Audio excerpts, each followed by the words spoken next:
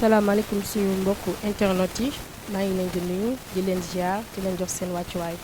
tey nag su ngeen ñu gisee ñu ngi fii ci biir Pikine Icotaf seet si fi suñu benn tonton du ma def lu dul jox ko mu présenté wu wax moom mooy kan wax depuis kañ la fi dëkk kañ la fi sanc wax ñu aussi ndombay tànk yi mu fi amee woon ak yi mu fi amee actuellement tonton ñoo ngi lay nuyu di la ziar di la jox sa wàccuwaay di la bàyyi rek nga présenté wu wax ñu yow yaay kan. El Hadji Mor Mbengue laa tudd dëkk Pikine Icotaf dëkk fi nag mun naa wax ni depuis 62 maa ngi fii Pikine def fi sama jeunesse sama cycle primaire secondaire ak yëpp ma def ko fi daanaka daal sama àdduna ak lépp li ci ëpp fii laa ko passé a nekk fi nag aussi tamit di fi yëngatu ci wàllu politique nekkoon parti socialiste précisément MJUPS bokk ci les mouvements des jeunesses socialistes jóge fa ñëw nekk parti démocratique sénégalais yàlla dogal ñu dem fi ay élections yàlla dogal ma nekk fi conseiller municipal d'abord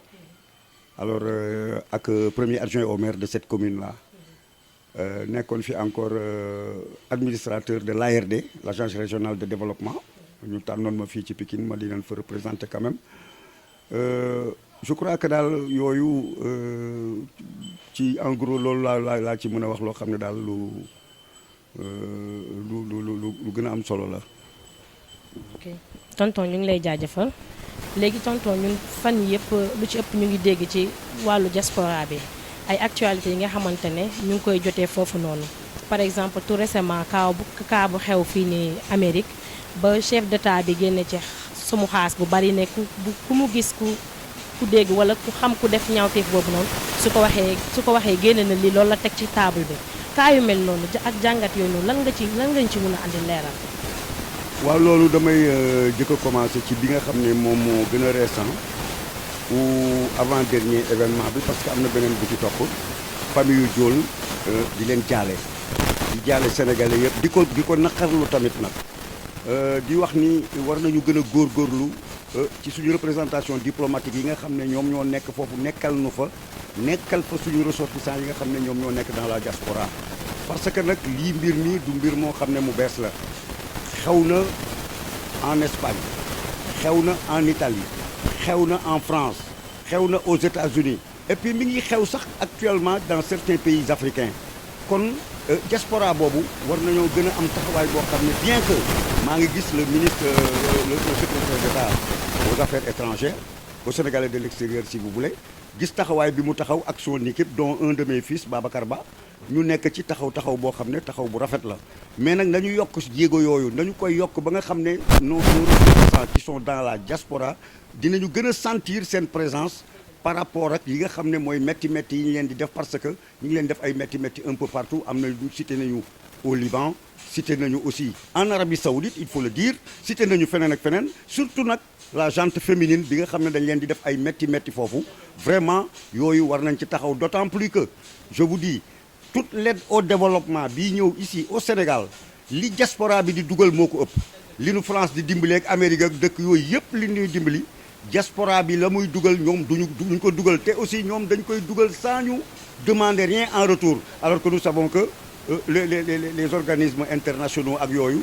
lu ñu fi dugal am na lu ñu teg ca wet ga pour mën ko am en retour kon nag diaspora boobu ñu mët a sàmm lañu ñu mët a surveiller lañu ñu mët a protéger lañu encore te ñoom dañu koy jooy nit ñi di ko dégg parce que nag ñoom lu yendu ci ñoom fanaan ci ñun lu yendu ci ñun fanaan ci ñoom benn lañu parce que avec l'autoroute de l'information dara umputeetul tout se sait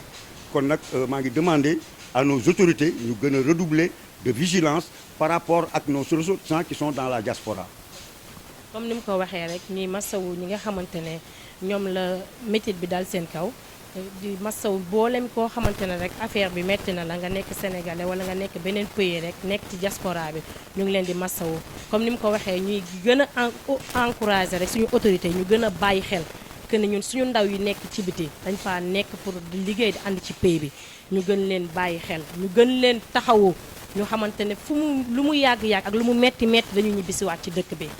dama lay laajaat rek parce que ñun dégg nañ mbir mi 2 heures du matin lañ taal kër gi est-ce que ni jàppoo ne lii haine la wala jàppoo ne règlement de compte la moo tax ñu bàyyi ba ñooñu tëdd xaaju guddi ñu ñëw taal seen kër. waaw loolu hypothèse yi bari na mais acte criminel la kooku ñëpp xam nañ ne acte criminel la te aussi du premier acte parce que ginnaaw kooku ginnaaw Diol am na suñu beneen ressortissant bu ñu fetal ñuy waxi Diol seddagul ñu fetalaat keneen alors loolu aux États-Unis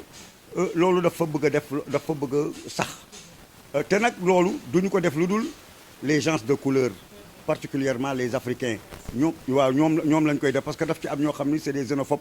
te yooyu alors il faut que de synergie entre nos 2 États parce que loolu ñuy def africains yi bu ñu ko defoon benn américain wala benn français ñu def ko fi du sedde noonu ñun nag ñu dëkkee di subir ñuy def loolu suñuy ressortissants suñuy doom ak jarbaat ak yooyu nga xam ne daan seen doole rek leen yóbbu ak teral seen i waajur teral seen réew. ni mu ko waxee daan doole rek amaana moo leen tax a toog bitim réew ak dimbali seen i waajur ak dimbali seen i njaboot kon il est temps que état bi mën a jël ay mesures wala wax ci lii jël ci ay matuwaay yi nga xamante ne ñi ñu dal seen kaw seen xel waajur yi dinañ mën a dal wala ñi mu dal seen kaw wala ñi nga xamante ne sax ñu ngi toog di ko métti lu dinañ mën a rassuré wu seen njaboot yu nekk foofu noonu duñu def lu dul jaajëfal suñu tonton bi ñu dalaloon di ko ne kontaan nañ trop ci invitation bi kontaan nañ ci dalal gi ñu dalal ak ouvert bu mu ouvert xanaa di ko bàyyi mu tàggatoo ñu tàggatoo rek ñu jàll ci beneen thème incha allah léegi. waaw xam naa li ma waroon a jëkk sax mooy nuyu internautes yi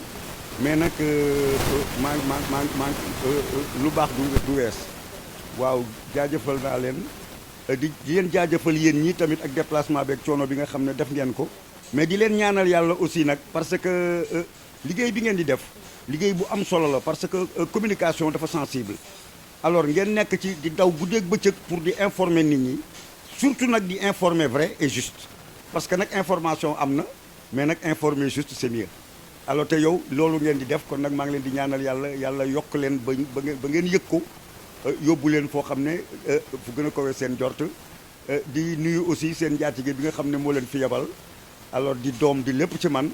vraiment alors di ko ñaanal yàlla bu baax waaw kon nag loolu laa doon wax di wax daal ne nañu xoolaat bu baax daal suñu doom yi yeeg jarbaat yi nekk bitim réew daal nañ ci bàyyi xel parce que ñoom ñi ngi bàyyi xel ci ñun ndax lu bari fii ñoom ñoo koy def voilà kon nag loolu laa amoon vraiment di leen remercier yéen ñëpp di leen jaajëfal. comme ni ko waxee rek suñu tonton bi macha allah nga xamante ne macha allah accueillir nañu ni mu waree conseil ñu ouvert wax ñu conseil ñi nga xamante ne ñoo doon déglu suñu internet yëpp ñu remercier suñu njaatige bi nga xamante ne moom tamit macha allah képp kuy liggéey ak moom sa xol day sedd parce que xam na àdduna xam na nu muy doxalee teg nañu ci yoon teg nañu fu mu ñu war a teg muy Mame Ndiaye ñu ngi koy nuyu au passage di nuyu mbokk internet yi di leen wax ne restez scotchés sur la scène le meilleur reste à venir kon xoola ñu ngi dem ñëwaat léegi ci kanam incha allah.